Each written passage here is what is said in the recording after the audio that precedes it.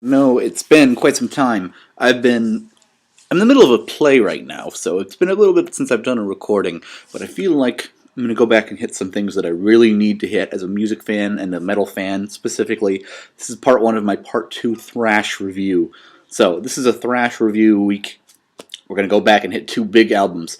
Two, in fact, of the big four. Put out two albums in the past month, maybe two. I don't know how long it's been, let's be honest. Megadeth was the first of which, followed by Anthrax. So let's go into a review of Anthrax's new album. We've got For All Kings. Look at this thing. I love this album. Isn't that... Look at that album artwork. Awesome, right? It's one of my favorite covers I've seen in a while. I just really appreciate good metal album artwork. And this one definitely pulls it off. Now anyways, we're hitting here with Anthrax, who have their first album back since 2011's Worship Music, which was actually their first album reuniting with Joey Belladonna, who's the singer here, after they replaced John Bush. And, you know, you always have the big thing with reunion albums. That's a big deal. So whenever a reunion album comes out, people take that and they kind of get hypnotized by all the best friends getting back together, and the magic is there. But it's one of those things that you never really know if the magic will be there after that initial period. It's tough. You know, like Bruce Dickinson when he came back for Iron Maiden's Brave New World. At the time, it was this brave, huge thing. Brave. But anyway, the real truth of the album was not the best thing, and it was one of my least favorite of the reunion era. It had good songs, don't get me wrong, but it just was, you know, that great moment. It was bad. Everyone was happy because they were back, and they sounded good. They didn't sound great. Not like old school 80s level Iron Maiden, but it didn't matter because they were back together. You know, For All Kings, the smoke screen is gone and all our eyes are clear now. The consistency has to be here. It can't just be a one and done thing with a reunion with the old school singer. I don't know, I like John Bush, but Joey Belladonna was always Anthrax for me, personally. I just don't think that he was the right vocalist for Anthrax. Joey was always the Anthrax singer, and I think that's just how I picture it. So I was happy to see him back, and I really liked Worship Music. I think that, you know, it was still its reunion album. It was still trying to get the rust off the gears, and it's really the biggest test to see if they can continue that and be consistent again like they used to be. So, you know, we got to see if the magic is there beyond the exciting reunion. Let's go a little bit of background on Anthrax history. I got some of this for you. Anthrax, of course, is a thrash metal band from New York City. They're formed in 1981 by Scott Ian, Dan Liker. The group consisted of one of the leaders, of course, of the Big Four with Metallica, Megadeth, and Slayer. They're from the East Coast as of 2016. They've released, 11 studio albums. They're still a lot. They have gone through multiple changes in lineup over the years, so we're not going to cover that. But they formed originally in Queens, New York, with Scott and Dan. They went through, naming them after a disease of the same name, which they saw in a biology textbook. The name was chosen because it sounded, sufficiently evil. Anthrax's lineup was originally singer Joey Canella and drummer Dave Weiss. Bassist Paul Kahn. Kahn was briefly replaced by Kenny Kusher, and Liker took over after that. They went through multiple changes. The band's first performance with Neil Turbin and Great Grubbler Sleeves in New York in 1982. This lineup played in New York, New Jersey area for several months. From there, it goes for a while. They used to open for several thrash bands through the era, and they were around during Megadeth's Kill 'Em All and Man of War. But they released their debut album, Fistful of Metal, in 1984. Tensions were building there, and Liker and the rest of the band, for various reasons, he was asked to leave and before touring again. Soon he would be replaced. Soon after they formed the Nuclear Assault with former Anthrax vocalist Joey Connolly. He was replaced by, the new roadie at the time, Brank Bello. The band went on a successful U.S. opening for Raven on support of Fistful of Metal. Neil Turbin and Anthrax spread their separate ways after long-standing issues, and in his book Eddie's Trunk, he discovered that, he admits that John Zalua and Scott Ian worked to firing him because of his personal taste in vocals. Some things happen. In 1985, Joey Belladonna was chosen as the new vocalist, and the Armed and Dangerous EP marked his first debut with them. From there, they went to Spreading the Disease and eventually Stormtroopers of Death as a side project for Freehan, but they went through and toured opening with Black Sabbath, and this is where they really caught on.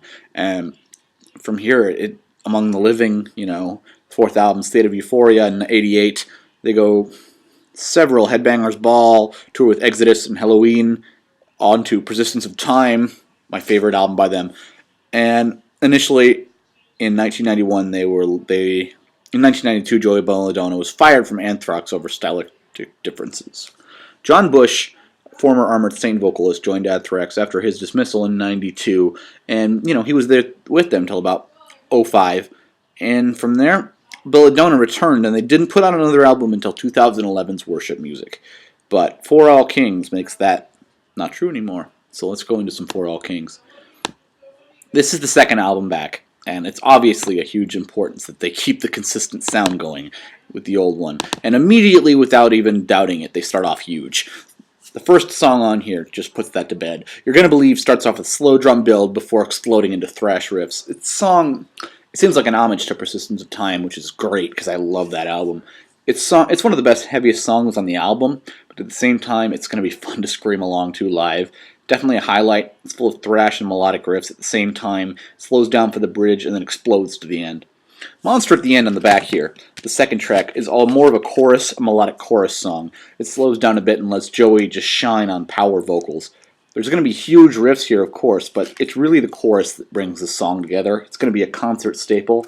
You've all been in those kind of sing-along sections. It's even more fun as a metal fan because, let's be honest, metal fan sing-alongs are just more fun because everybody knows every damn word. We're committed. Next one is For All Kings, and that's one of my favorites on here. I know it's not everybody's, but I just love this song. It has one of the best openings, I think, ever. I just love the opening of just letting Joey go for it.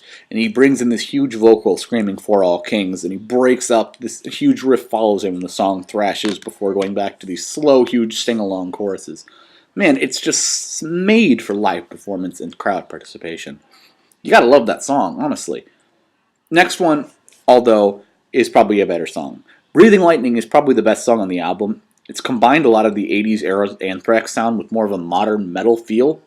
The song is really a lot of that old school feel to it. At the same time, they make sure to have, I don't even know. They've redefined it at the same time they've managed to stay true to themselves. I get a lot of classic Anthrax vibes in here. There's chugging riffs and a huge chorus over harmonics, and it's all layered to the melody.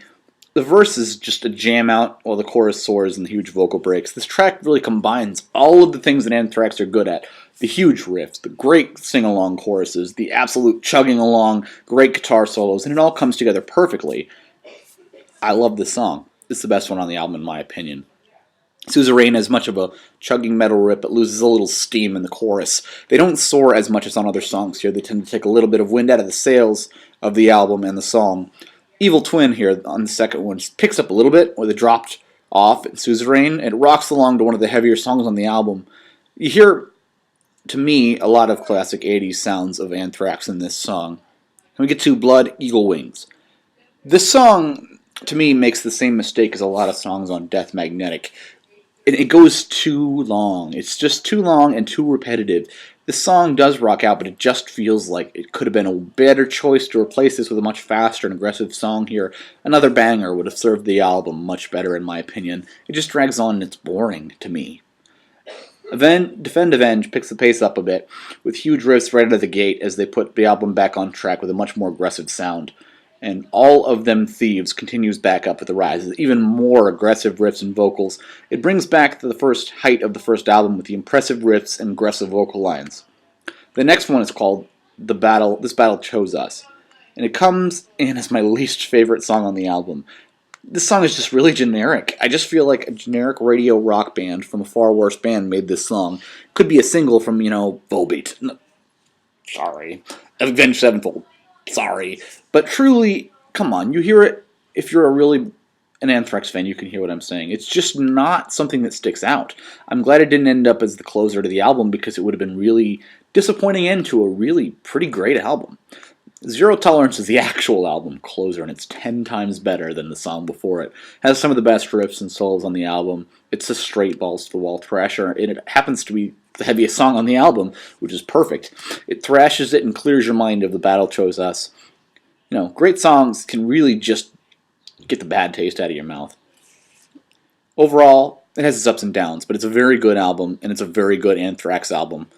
I really think that I liked worship music less than this, even though it was the big comeback, because at the same time they were still just working back up to the styles and getting back in gear. It was fun for them. You could tell they were having a good time and it sounded good, but it wasn't quite what they were really wanting to do. You could hear that there was more to come, and I'm glad they didn't fall short of that when trying to make this, because it sometimes happens. Even though you have that great initial reaction with your old buddies, eventually you get tired of it again.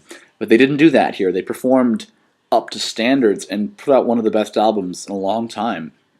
I think it's as good as some of your classic 80s stuff, and it reminds me of Persistence of Time a lot, which is my favorite Anthrax album. Yes, I'm going to mention that again because I love that album.